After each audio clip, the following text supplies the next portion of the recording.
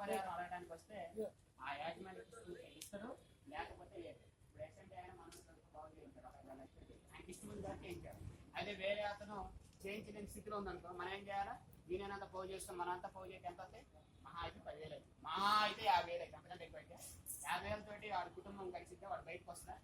కాబట్టి ఇటువంటి సంఘటనలన్నింటినీ కూడా మనం వేరే చేసుకోవాలి.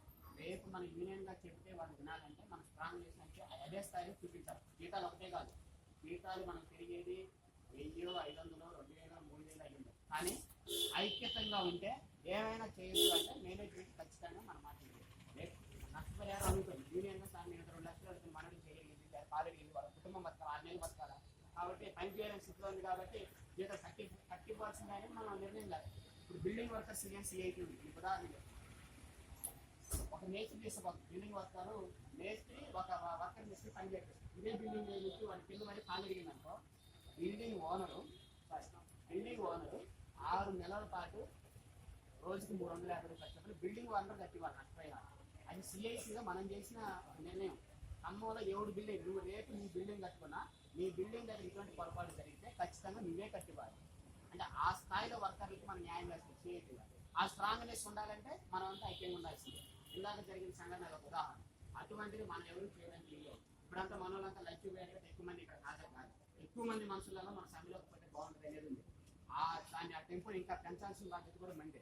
ఈ రోజు మీకు సాయంత్రం కల్లా పాంప్లెట్లు అంటే శనివారం రోజు సమ్మె చేయాలనేది మన యూనియన్ కమిటీగా అనుకోవటం అనేది జరిగింది. శనివారం చేయడానికి మీరంతా ఓకేనా? అది కూడా చేతిలో చూద్దాం. Okay right. శనివారం ఓకే శనివారం సమ్మెకి ఒక సిస్టమ్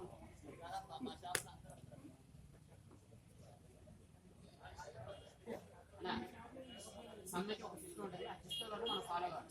పొద్దున్నే 9 గంటల కల్లా మనం డైలీ డ్యూటీకి వచ్చినట్టే రావాలి. కానీ షాపులకి వెళ్ళదు. ఖచ్చితంగా పెవిలియన్ గ్రౌండ్ దగ్గర మన బ్యానర్ కట్టుకొని ఇప్పుడున్న ఆర్ఎండి గెస్ట్ దగ్గర కూడా ఉంది.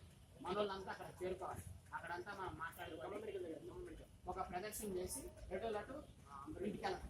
అదొక అంతే. కానీ శనివారం సమ్మె, ఆదివారం సెలవు వచ్చింది, మళ్ళీ సోమవారం సమ్మె మా అక్కడికి పోదాం, అమ్మాయికి పోదాం అది కూడా మీ గమనంలో ఉంచుకోవాలి. ఎందుకంటే డ్యూటీకి 90 మంది బయటికి పోయి 10 మంది ఇక్కడ సమ్మెలో కూర్చుంటే ఆయన ఎవరు లేరు అని అనుకుంటారు. అయ్యారు ఏమనుకుంటారు అంటే ఎలాగే ఉందిలే సంగతి చూసుకుంటుంది అనుకుంటుంది. ఎందుకంటే వాళ్ళకి అవకాశాలు ఉన్నాయి కాబట్టి మనం ఖచ్చితంగా ప్రయత్నం చేయాలి. రెండోది, ఎవరైనా సరే యూనియన్ మాటని ధిక్కరించి బ్యాగ్ పట్టుకొని బ్యాగ్ తీసుకొచ్చి లోపల వేయాల్సిన బాధ్యత కూడా మీదే. ఆ సెంటర్లో ఉంటాం కదా, అట్లయితే నుంచి బ్యాగ్ తీసుకోవాలి, అందులోకి రాని అది తీసుకొచ్చి లోపల వేయాల్సిన అన్ని ప్రయోగాలు చేయాల్సింది. అవసరమైతే తీవ్రమైన స్థాయిలో గుంజే ప్రయత్నం కూడా చేయాలి. ముందుకు వచ్చి ఇప్పుడు మనపై 2-3 షాపులలో మన వాళ్ళని తీసుకొని వచ్చాం. కొన్ని షాపులలోనేమో చేతిలేమో సరే పోయిన కాదు, ఈ షాపులు పోయిన కాదు, కొన్ని షాపులలోనే కొద్దిగా గొడవ. మీరు కూడా చూశారు కదా. గొడవైన దగ్గర ఏం చేయాలంటే రేపు ఏం చేస్తున్నట్టు అన్నప్పుడు వర్కర్ని గుంజుకొని వచ్చే బాధ్యత మీరే. ఆ షాపులో ఉండి పనిచేసేవారు. ఇప్పుడు సత్యాల షాపు మీరు ఆలోచిస్తున్నారు. ఇందాక అక్కడ ఆలోచిస్తున్న సారి కొద్దిగా ఆర్గ్యుమెంట్ అయిపోయారు. సత్తిపోకుండా మిగిలిన వాళ్ళు కాసేపు 4-5 నేను ఒక 5-6 పోయి ఉన్న వర్కర్స్ బయట వేసారు సమ్మె చేస్తాను. ఏదంటే యూనియన్తో మాట్లాడుకోవాలంటే వాళ్ళు యూనియన్ నాయకుడికి ఫోన్ చేసి యూనియన్ వాళ్ళు మనకి ఫోన్ అప్పుడు చర్చలు జరిగి మనకి సమస్య పరిష్కారం కావడం కోసం అవకాశం. అంతేలేగా మీకు ఏదో ఆటపాటగా చేస్తే మన సమస్య పరిష్కారం కాకపోగా భవిష్యత్తులో ఎటువంటి సమస్యలు వచ్చినా దాన్ని మనం పరిష్కరించలేదు. ఇది డిస్ట్రిబ్యూటర్లు అయినా అయితే రిటైల్ అయినా. ఇప్పుడు రిటైల్ షాపులలో వర్కర్స్ అందరికీ తెలియజేయాల్సిన బాధ్యత కూడా మంది. ఎందుకంటే కొన్ని రిటైల్ షాపులలో ఒక్కళ్ళు ఇద్దరే ఉంటారు, కొన్ని షాపులలో 5-6 ఉంటారు. వాళ్ళందరికీ పేరు ఇప్పుడు కమలా మెడికల్ 8 మంది 9 మంది చేస్తారు. వాళ్ళందరికీ చేతి కరపత్రం ఆడదాడు ఒక 4 పడేసి రావడం కాదు. ఫలానా వెంకటేశ్వరరావుకి, ఫలానా శ్రీనివాసరావుకి, ఫలానా సతీష్కి అక్కడ 8 మందికి చేతికి కరపత్రం ఇచ్చి శనివారం మనం సమ్మె చేస్తారు, మీరు ఎవరు డ్యూటీకి వెళ్ళద్దు, పొద్దున్నే ట్రైలింగ్ గ్రౌండ్ దగ్గర రావాలి. కరపత్రం ఇవ్వడంతో పాటు కరపత్రం వివరాలు అన్నీ ఉంటాయి. కరపత్రం ఇవ్వడంతో పాటు మనం చెప్పాలి. కమలా మెడికల్కి 5 బ్యాగులు 10 బ్యాగులు పోతాయి. మీరంతా పోతారు కదా కమలా మెడికల్. పోయిన 10 కూడా కరపత్రం ఇవ్వటం. ఎందుకంటే ఒక్కడే ఇస్తే మిగిలిన తెలియదు కదా ఎవరు రాలి అనుకుంటుంది. అట్లా పోయిన 10 కూడా అందరి బ్యాగులలో కరపత్రాలు ఉంటాయి.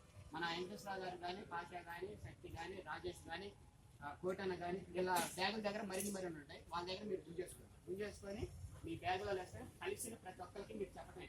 శనివారం రోజు పొద్దున్నే 9 గంటలకు మనం సమ్మె చేస్తున్నాం. ఆ సమ్మెకి మీరంతా హాజరు కావాలి. పెవిలియన్ గ్రౌండ్ దగ్గరికి రావాలి. మన జీతాలు మేనేజ్మెంట్ దిగి వచ్చి మన జీతాలు పెంచేంత వరకు సమ్మె జరిగింది. అది గంటే జరగచ్చు, 2 గంటలే జరగచ్చు, వారమైనా జరగచ్చు. ఆ వారం రోజులు మనం ఉండాలి. ఇంకోటి, సమ్మెలో పాల్గొన్నందుకు జీతాలు కట్ చేయడానికి మేనేజ్మెంట్కి రైతే లేదు. చట్టం ఏం చెప్తుందంటే మన న్యాయపరంగా మనం సమ్మె చేసినప్పుడు ఆ సమ్మె కాలంలో కూడా మనం జీతం కలిపేవాలి.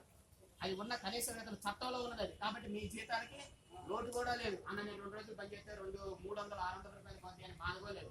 సమ్మె ఎంత తొందరగా ముగించుకునే బాధ్యత మేనేజ్మెంట్ సైడ్, మన చేతిలో ఏం లేదు. కాబట్టి ఆ ప్రయత్నం మీరంతా చేయాలి. పొద్దున్నే శనివారం రోజు పొద్దున్నే 9 గంటల కల్లా మొత్తం కరపత్రాలు పంచుకోవాలి. ఆల్రెడీ లేబర్ డిపార్ట్మెంట్ లో మన నోటీస్ ఇచ్చాం. జాయింట్ మీటింగ్ ఏర్పాటు చేయించండి. పెమిస్ తగ్గించి యూనియన్ పిలవండి, మా యూనియన్ పిలవండి. ఇద్దరి మధ్య పంచాయతీ పెట్టి ఆ పంచాయతీలో మాకు న్యాయం చేయండి అని ఆల్రెడీ మనం జిల్లా కార్మిక సంక్షేమ అధికారి నాగరాజు గారికి మనం లెటర్ ఇచ్చాం. కాబట్టి గవర్నమెంట్ నుంచి మనకి ఏ ఇబ్బంది లేదు. రెండోది, ఖమ్మం ఏసీపీ గణేష్ గారికి కూడా లెటర్ ఇచ్చాం. ఎందుకంటే ఇటువంటి జరిగేదంటే మా కొంతమంది మేనేజ్మెంట్ సైడ్ నాకు వద్దు తీసేయంటారు, కొంతమంది ఒకళ్ళిద్దరు ఉంటారు. ఉన్నప్పుడు ఏమైందంటే మనం కేసు ఫైల్ చేసుకున్నప్పుడు ఏరియాస్తో సహా కలిపి బోనస్ ఇవ్వాలి, 8 గంటల డ్యూటీ అమలు చేయాలి, మనకి ఏరియాస్ ఇవ్వాలి, కనీస వేతన చట్టం ఇవన్నీ అమలు చేసి ఒక్కొక్కరు 3-4 లక్షల రూపాయలు క్లెయిమ్ చేయించుకోవచ్చు. కాబట్టి అటువంటి అవకాశం కూడా, అందుకే ఏసీపీ గణేష్ గారికి కూడా మనం లెటర్ ఇచ్చాం. కాబట్టి చట్టపరంగా ప్రభుత్వం పరిధిలో మనం చేయాల్సినవన్నీ మనం చేసాం. ఇప్పుడు చేయాల్సింది ఏంటంటే మనం వ్యక్తిగతంగా ఇప్పుడు మనం దిగటమే. శనివారం పొద్దున్నే 9 గంటలకి బెయిలింగ్ గ్రౌండ్ దగ్గరికి మీరంతా రావాలి. మన బ్యానర్ ఉంటుంది అక్కడ.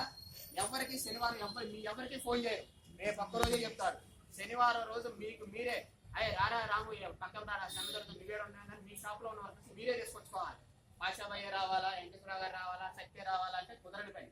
కాబట్టి మీకు మీరే మన వర్కర్స్ అందరినీ పోగు చేసి ఆ రోజు స్తంభింపజేయాలి. ఎందుకంటే మనం పెట్టడం శనివారం కూడా పెట్టడం కారణం ఏంటంటే శుక్రవారం అంతా కలెక్షన్స్ తక్కువ ఉంటాయి, శనివారం కొద్దిగా ఎక్కువ ఉంటాయి. వాళ్ళకి కూడా శనివారం కొద్దిగా డబ్బులు కూడా అవసరం. కాబట్టి టైప్లో పడ్డప్పుడు మన దగ్గర రావడానికి అవకాశం ఇది టెక్నికల్ అంశమే. కాబట్టి ఆ శనివారాన్ని ఎంచుకోవడం జరిగింది. ఆదివారం సెలవు అవుతుందనే దురుద్దేశంతో ఎవరు సమ్మెలో పాల్గొనరు.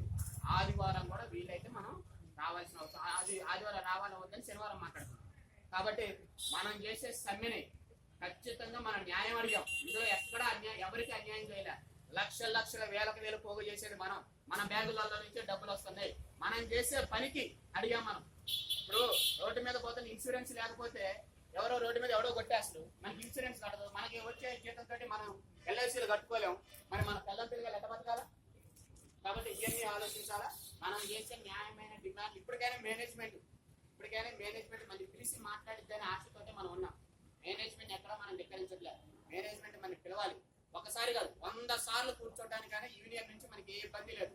సిఐటి నాయకులుగా మాకు ఇబ్బంది లేదు, మన యూనియన్ అధ్యక్ష కార్యదర్శులకి మన నాయకులకి ఏ ఇబ్బంది లేదు. ఒకసారి 100 సార్లు అయినా కూర్చుంటాం. కానీ మనకి న్యాయం జరగాలి.